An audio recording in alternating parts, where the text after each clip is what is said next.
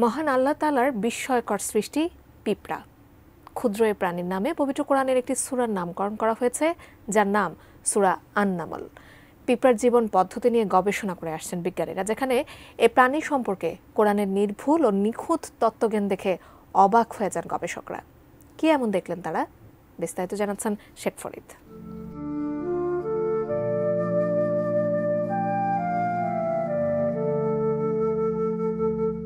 আল্লাহ তাআলা তার ক্ষুদ্রাতি ক্ষুদ্র মাখলুকের ব্যাপারেও অবগত।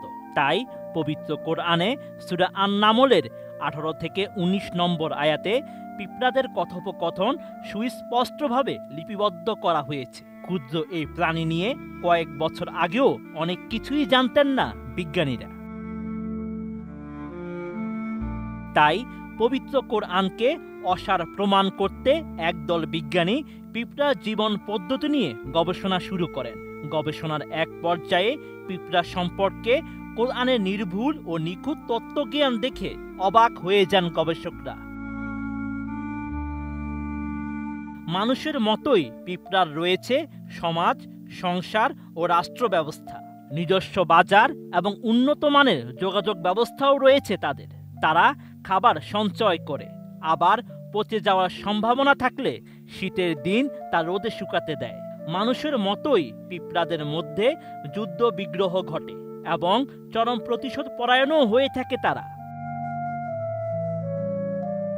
টপার ননস্টিক কুকওয়্যারে 5 স্তরের ইউরোপিয়ান স্ট্যান্ডার্ড কোটিং থাকায় খাবার লেগে যায় না।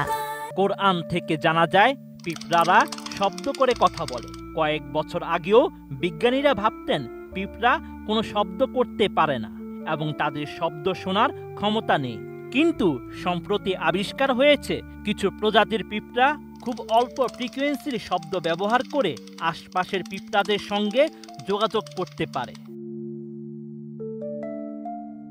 পিঁপড়াদের যোগাযোগ ব্যবস্থার আরেকটি প্রক্রিয়া হলো ফেরোমন।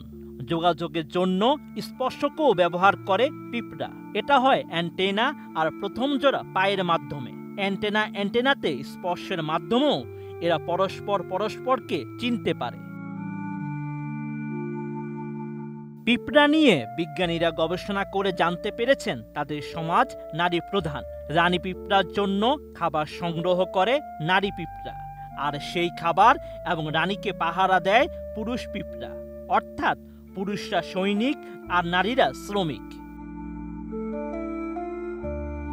এছাড়া আগাম বিপদ সংকেতও বুঝতে পারে পিঁপড়া, আর সে অনুযায়ী নিজেদের বাঁচানোর জন্য সর্বাত্মক ব্যবস্থাও নেয় তারা। ভূমিকম্প প্রবণ এলাকায় লাল পিঁপড়ার উপর 3 বছর ধরে গবেষণা চালিয়ে দেখা গেছে তারা আগেই বিপদ বুঝতে পারে। আল্লাহ তাআলা কোরআনেও সে কথাই বলেছেন। পিঁপড়ারা সুলাইমান আলাইহিসসালামের আগমন এবং বিপদ সংকেত বুঝতে পেরেছিল। তখন হাজার হাজার পিঁপড়া থেকে শুধু একটি নারী পিঁপড়া এ নিয়ে সতর্ক বার্তা দেয়। Sheikh Farid, ATN news.